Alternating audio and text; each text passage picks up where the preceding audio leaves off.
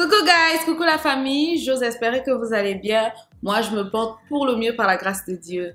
Je vous fais plein de gros bisous. La story time qui va suivre et je prie d'être forte.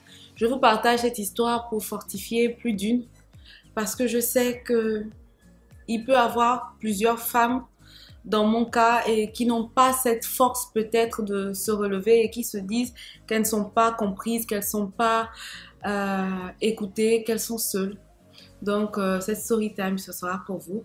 Mais que cela ne tienne, est-ce que tu es déjà abonné à ma chaîne YouTube?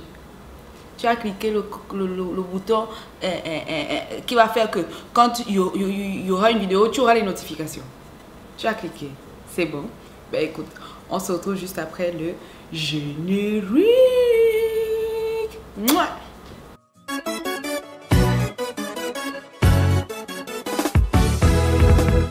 Y'a miracle ici, oh mon ami, viens, oh viens. Y'a miracle chez moi, ma chérie, viens, oh viens. Y'a miracle ici.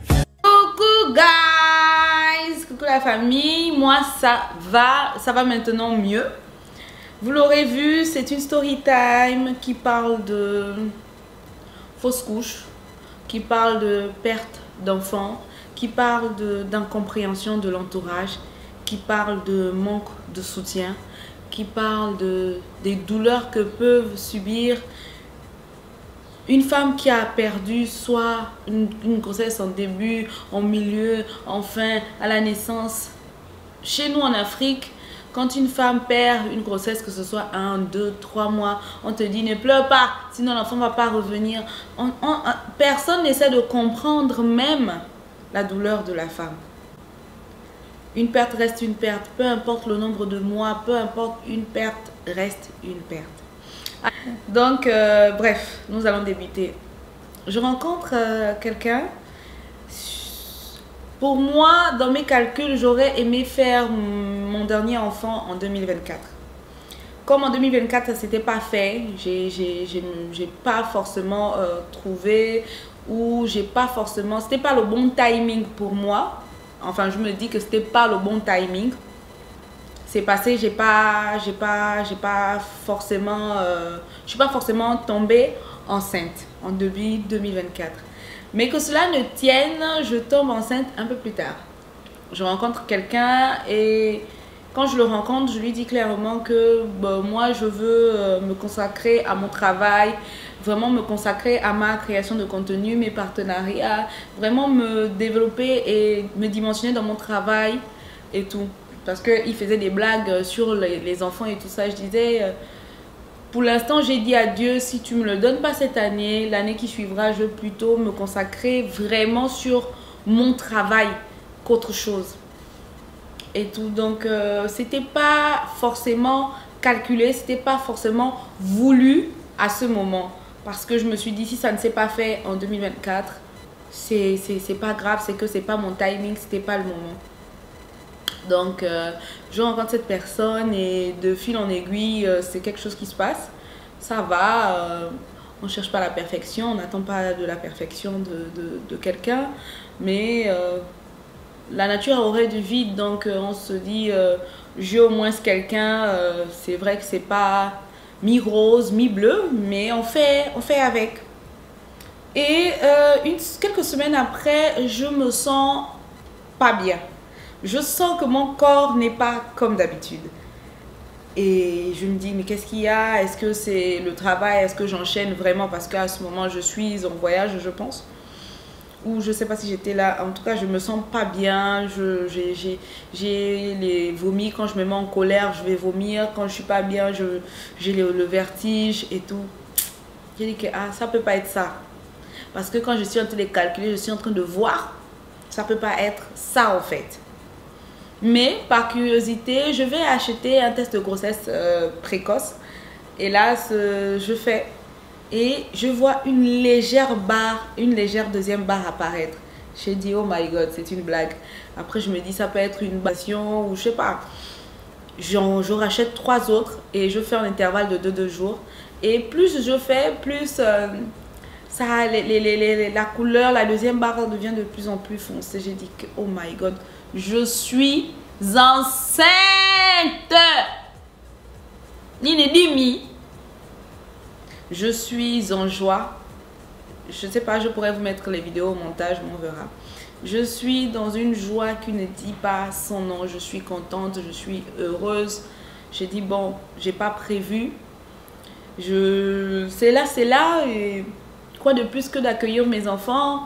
Dieu seul sait que je veux finir avec la maternité. Donc, s'il me fait la grâce, je ne peux que dire Amen. Maintenant, il faut l'annoncer au papa. J'ai dit non, je vais attendre encore quelques mois quand même, histoire que ça s'installe bien. Vous savez, les anciens traumatismes te suivent souvent. Voir la barre se foncer me rassurait d'une certaine façon et tout. Donc voilà, je suis rentrée au Gabon.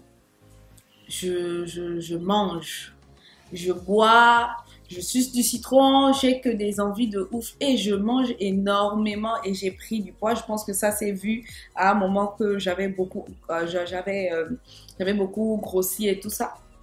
Ben oui, certains avaient trouvé, parce que certains mettaient en commentaire, tu es enceinte.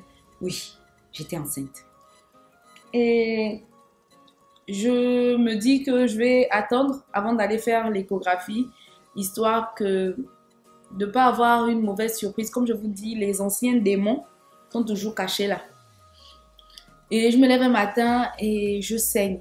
Je vous assure que j'ai crié, j'ai pleuré. Les saignements là, j'ai paniqué. J'ai dit que hey, Dieu, ne me fais pas ça. Seigneur, ne me fais pas ça. Papa, ne me fais pas ça. Qu'est-ce qui est en train de se passer? Donc, je me lève. Je pars toute seule à la clinique, à El Rafah. Je demande à voir un gynécologue parce que j'ai des saignements. Et tout, on me demande vous êtes enceinte de combien de semaines? Leur semaine d'aménorrhée là, que les gens ont du mal à compter là, c'est ça là. J'ai dit en tout cas, moi mes dernières règles c'était temps. On trouve le nombre de mois que j'ai et tout. La grossesse est très bien avancée. Donc je vais voir le gynécologue, me fait l'échographie et bim en fait, miracle, il y a bel et bien une grossesse et tout. Mais au fond de moi, j'avais ce sentiment que c'est pas un bébé. Je ne sais pas comment vous dire, c'est pas un bébé. Pourquoi? Parce que des mois avant, j'ai fait un songe ou une vision ou un rêve, je sais pas, appelez-le comme vous pouvez, où je recevais 2 enfants. Et c'est le garçon qui parlait et qui me disait, maman, ça y est, on se met en route, maman, on arrive. Et donc, au fond de moi, je me disais que, effectivement, là, il voit un, mais au fond de moi, je me disais qu'il y a 2. Je ne sais pas pourquoi j'avais cette je ne sais pas comment on dit ça en français. J'avais vraiment au fond de moi, j'avais vraiment ça, que c'est 2 bébés. Donc, on fait les examens, on fait l'échographie et tout, et on voit que le saignement, c'est pas la grossesse, c'est vraiment loin de là où il y a la grossesse, c'est loin de l'utérus, c'est tout ce qui est placenta, c'est autre chose qui s'est décollé. Donc il me rassure, on me met sur traitement et on me dit qu'on va me contrôler dans 2 semaines encore. Et tout, j'ai dit, il n'y a pas de souci.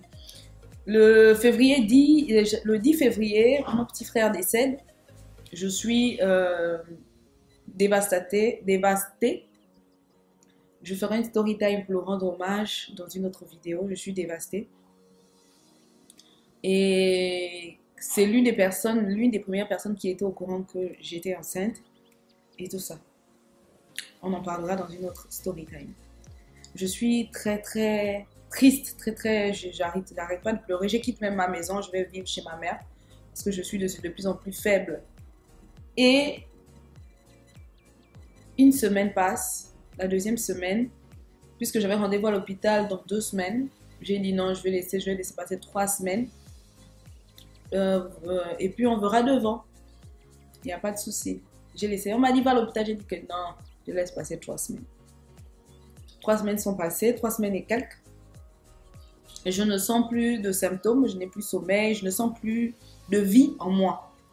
Je dis à ma mère, maman, je ne sens plus, même mes seins ne sont plus. J'avais la poitrine, putain! J'avais les lolos, hein!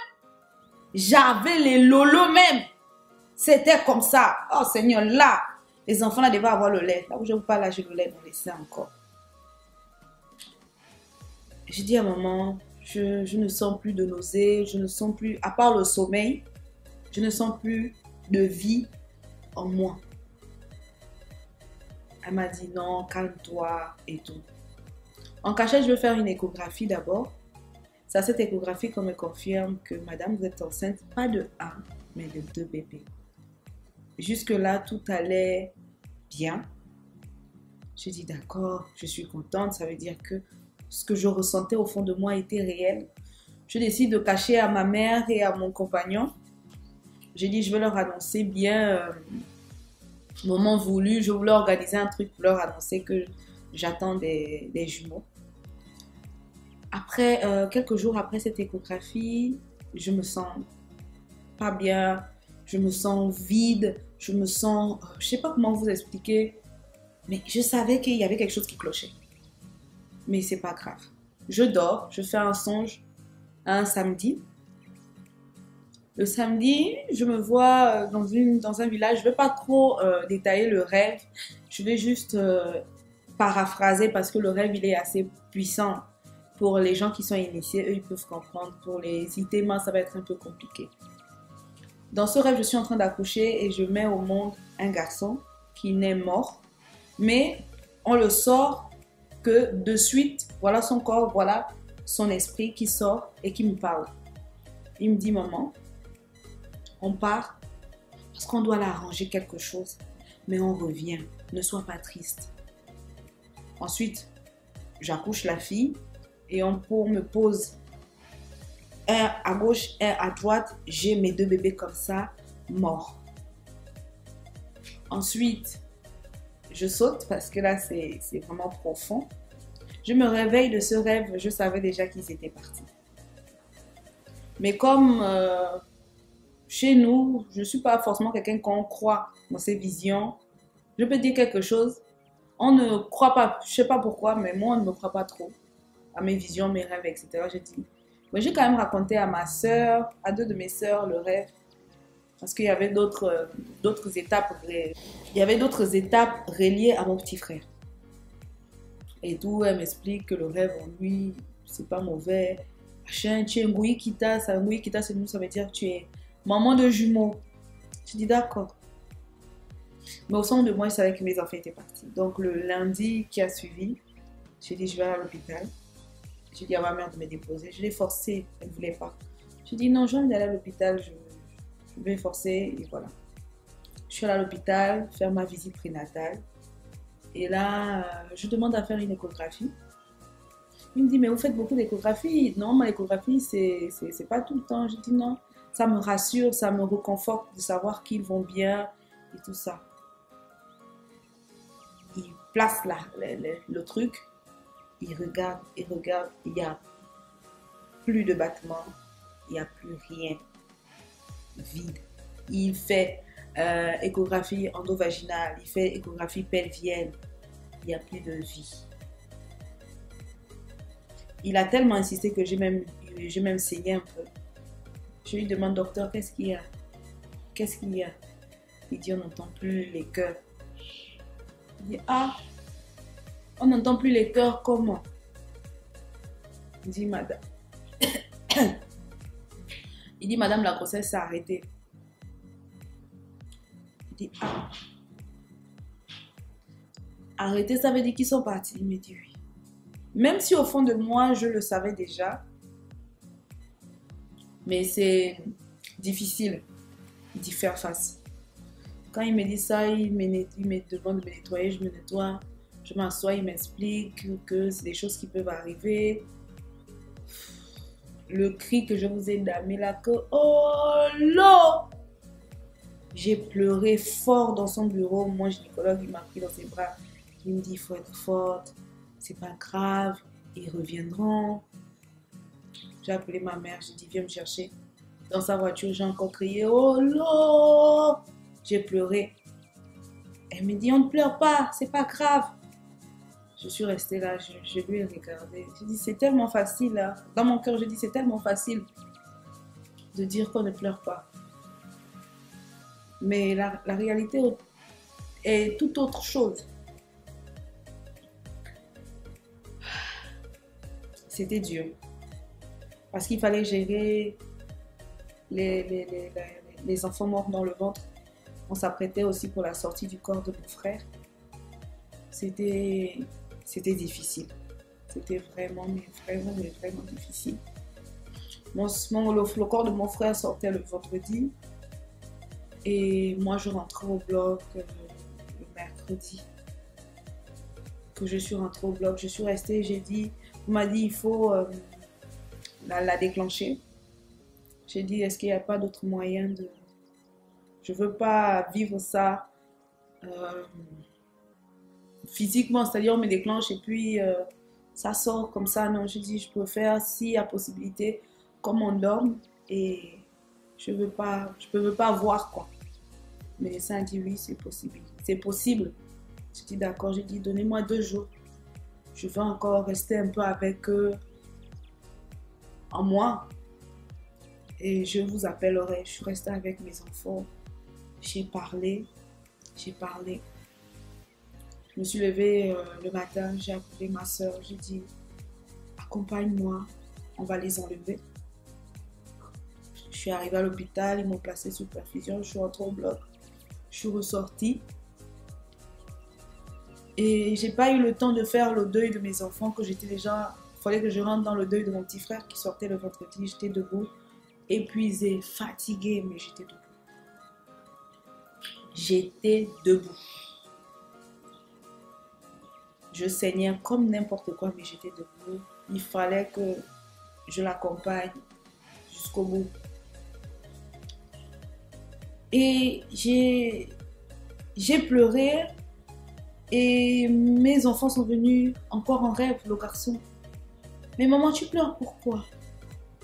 On reviendra. C'est pas grave.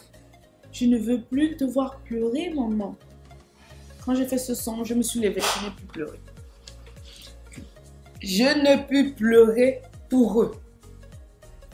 J'ai demandé qu'on fasse les cérémonies, qu'on me lave, qu'on fasse ce qu'il y a à faire, qu'on leur donne, qu'on me lave. À la base, c'était me laver. Après, ils sont venus parler chez leurs grands-parents que vous lavez votre fille, aimez-nous. Vous ne nous donnez même pas à manger, même pas à boire.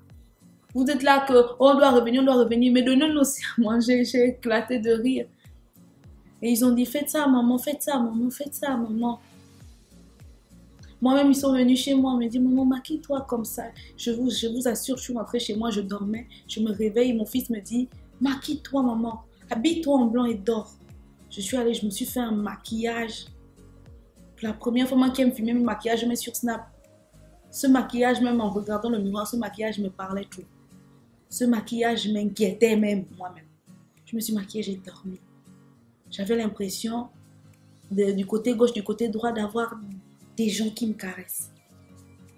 Qui, je sais pas, mais le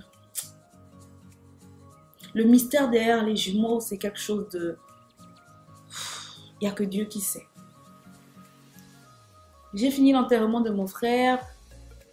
J'ai fini tout ce qui s'est fait. Je vous ai dit ça sur Snap. Et j'ai pu voir des commentaires qui disent, mais tu n'es pas obligée d'être forte tout le temps. Oui, je ne suis pas obligée d'être forte tout le temps, c'est vrai. Mais les gens comme moi, nous vivons des expériences et Dieu nous fortifie au travers de ces expériences pour enfin venir fortifier de par nos histoires, de par ce par quoi nous passons, pour fortifier aussi les autres. Donc c'est pourquoi je m'adresse spécialement à une femme qui a perdu ses enfants, qui a perdu son enfant, qui a fait une fausse couche, qui a eu une grossesse arrêtée, qui a eu, je ne sais pas. Juste pour vous dire que je vous comprends. Juste pour vous dire, je comprends votre peine, je comprends votre douleur. C'est dur de porter des êtres en nous et de commencer à te préparer à les accueillir et que du jour au lendemain, il n'y ait plus rien.